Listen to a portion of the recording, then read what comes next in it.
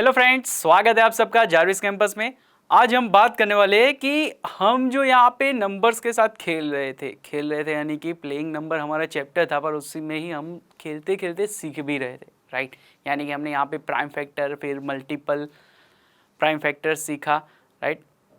यहाँ पे हमने प्राइम फैक्टराइजेशन सीखा, साथ ही साथ हमने फैक्टर्स किसको बोलते हैं, मल्टीपल किसको बोलते हैं, ये भी सीखा। उसमें भी common multiple and common multiple and common factor भी सीखा था, राइट। पर यहाँ पे ये सब जो सीखा था कॉमन मल्टीपल और कॉमन फैक्टर, वो दो नंबर के बीच में था।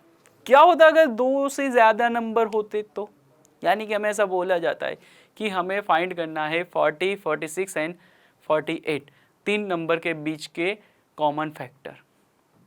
क्या बोल रहा हूँ, कॉमन फैक्टर, यानी कि हाईएस्ट कॉमन फैक्टर हमें फाइंड करना है, ऐसा बोला जाता है। तो इसको ही हम बोलते हैं HCF। यहाँ पे क्या बोला गया, 40, 46 एंड 48। तो ये तीनों के, क्या बोल रहा हूँ, तीनों के हमें क्या करना होगा, पहले प्राइम फैक्टराइजेशन करेंगे। प्राइम फैक्टराइजेशन करना है तो चेक करते क्या मिलता है। यहाँ पे 40 है, 40 यानी कि 2 into 20, 20 means 2 into 10, 10 means 2 into 5, यानी कि 3 बार 2 और 1 टाइम 5 मिल गया 40 में। 46 है, क्या बोल रहा हूँ, 46 है, यानी कि 2 इंटू 23 होगा, 23 इज द प्राइम फैक्टर। सो आगे हम यहाँ पे नहीं जा सकते। 48 है तो 48 में क्या आएगा, तो कि 2 इंटू 24 लिख देंगे, 24 यानी कि 2 इंटू 12 आ जाएगा, 12 यानी कि 2 इंटू 6 आ गया, 2 इंटू 3, दैट्स इट। तो हमने यहाँ पे 40, 46 एंड 48 के प्राइम फैक्टराइजेशन कर लिया। हमें फाइंड करने के लिए बोला जाता है HCF, फाइंड HCF। ऐसा अगर हमें बोला जाता है तो हम क्या करेंगे, HCF यानी कि हाईएस्ट कॉमन फैक्टर। अभी कॉमन फैक्टर यानी कि तीनों के अंदर हो ऐसा यहाँ पे फैक्टर हमें फाइंड करना है। यानी कि देखो, तो यहाँ पे तीनों के तीनों अंदर हो ऐसा फैक्टर एक ही है, ओनली 2, यानी कि 40 में भी है, 46 में भी है, 48 में भी है, ऐसा एक ही फैक्टर है, नंबर 2 ओनली। हाँ, अगर दूसरा भी होता तो दोनों का मल्टीप्लाई करके हम बोलते हैं कि HCF of this three number, यानी कि 40, 46 एंड 48 क्या आएगा, 2 आएगा, राइट। इसको कुछ इस तरह से हम लिख सकते हैं। अभी यहाँ पे हमें बोला जाता है कोई और नंबर, वजह से कि यहाँ पे हमें बोला जाता है कि 12, 14, 12, 16 एंड 20, 12, 16 एंड 20 ऐसा बोला गया है कि इनके बीच का HCF हमें फाइंड करना है। तो कुछ इस तरह से ये HCF फाइंड कर पाओगे आप, राइट। तो ये हुआ हमारा HCF। अभी हम फाइंड करने वाले LCM। LCM यानी कि लिस्ट या फिर लोएस्ट कॉमन मल्टीपल, LCM। अभी हमने क्या फाइंड किया था, HCF हाईएस्ट कॉमन फैक्टर। यहाँ पे हमें फाइंड करना है मल्टीपल, यानी कि जो भी नंबर दिए गए होंगे उसका कॉमन मल्टीपल हमें यहाँ पे फाइंड करना पड़ेगा, राइट। क्या बोल रहा हूँ पता चल रहा है। जैसे कि यहाँ पे हमें बोला गया 26 एंड 24, 20 एंड 24 ले लेते। तो 20 एंड 24 में यहाँ पे मैं सब बोल सकता हूँ कि नंबर 4 को ले दीजिए, कि नंबर 4 जो है वो दोनों का कॉमन मल्टीपल है, राइट। यानी कि 4 के टेबल में 20 भी आता है, 4 के टेबल में 26 भी आता है, राइट। तो 4 से बड़ा कोई ऐसा नंबर है कि जिसके अंदर ये दोनों ही नंबर आते हो, राइट। तो ये जो होगा वो हम फाइंड करेंगे बाय LCM, यानी कि लोएस्ट कॉमन मल्टीपल के अकॉर्डिंग। तो कैसे फाइंड करना है वो जानते हैं यहाँ पे। तो सबसे पहले हम यहाँ पे क्या करेंगे, तो 3 नंबर ले लेते।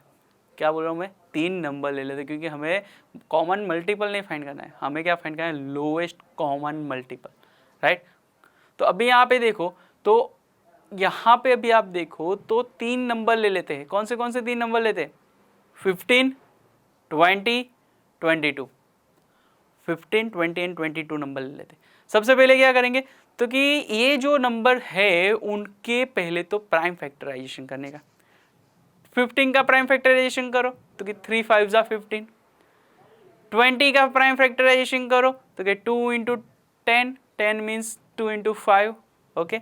अभी यहाँ पे तीसरा नंबर कौन सा ले रहे थे, 22 ले लेते, चलो नहीं 22 नहीं लेते, हम 26 ले लेते। 26 लेते हैं तो 26 का प्राइम फैक्टराइजेशन क्या होगा, तो कि 2 इंटू 13, राइट।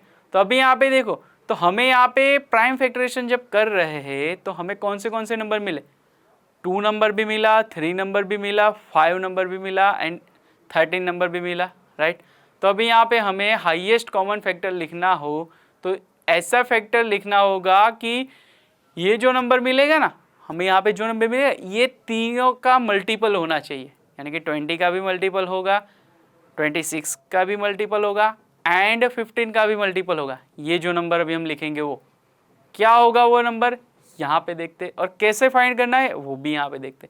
तो सबसे पहले चेक कर कि कौन से नंबर है वो ओनली वन टाइम आ रहे हैं, जैसे कि 3 हो गया, 5 हो गया, 5 तो दोनों में आ रहे हैं, चलो 15 और 20 में तो चलता है, पर 3 एंड 13, 3 और 13 नंबर जो है वो सिर्फ और सिर्फ वन टाइम ही आ रहे हैं, यानी कि ओनली 15 में आ रहे हैं और 26 में आ रहे हैं, तो 3 और 13 को डायरेक्टली लिख देते हैं।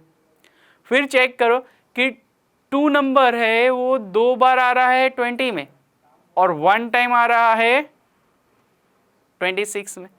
तो अभी आप सोचोगे कि सर 2 बार लिखे या 1 टाइम लिखे, यहाँ पे सबसे ज़्यादा दिखे ना वो टाइम लिखने का, यानी कि एक ही नंबर के फैक्टर में जो नंबर ज़्यादा रिपीट होगा वो नंबर यहाँ पे हम लिखने वाले, यानी कि 2 बार 2 दिख रहा है यहाँ पे 20 के अंदर और यहाँ पे 26 में एक ही बार 2 दिख रहा है, तो कौन सी बार रिपीटिशन ज़्यादा है, 2 बार रिपीटिशन ज़्यादा है, तो 2 बार वाला यहाँ पे लिख देंगे, यानी कि 2 टाइम्स 2 लिख देंगे।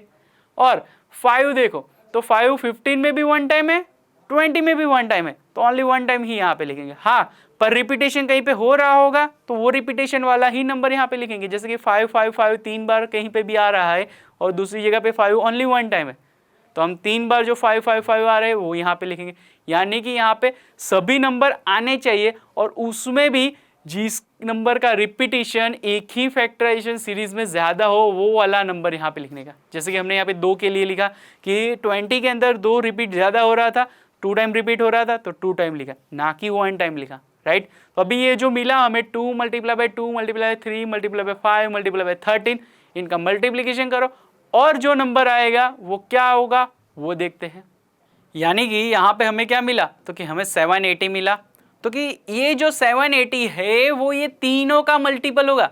चेक कर लीजिए अपने हिसाब से कि 780 को डिवाइड करिए 15 से, 780 को डिवाइड करिए 20 से एंड 780 को ही डिवाइड कीजिए 26 से, तो यहाँ पे आपको प्रॉपर और विथ रिमाइंडर 0 वाला यहाँ पे डिवीजन मिलेगा ही मिलेगा। चेक कर लीजिए, कुछ इस तरह से ये डिवीजन मिल जाएगा आपको। तो यानी कि हमने यहाँ पे सीख लिया कि कैसे एलसीएम एंड कैसे एचसीएफ फाइंड करना है, राइट। तो ये जो हमने यहाँ पे सीखा वो हमारे यहाँ पे ये चैप्टर में या फिर हमारे नेक्स्ट जो स्टैंडर्ड्स है उसके अंदर हमें ये रूटीन जो भी हमारे कैलकुलेशंस हो गए उसके अंदर हमें यहाँ पे ये यूज़ करने वाले, तो इसको हमें खूब ध्यान से देखना है। Thank you.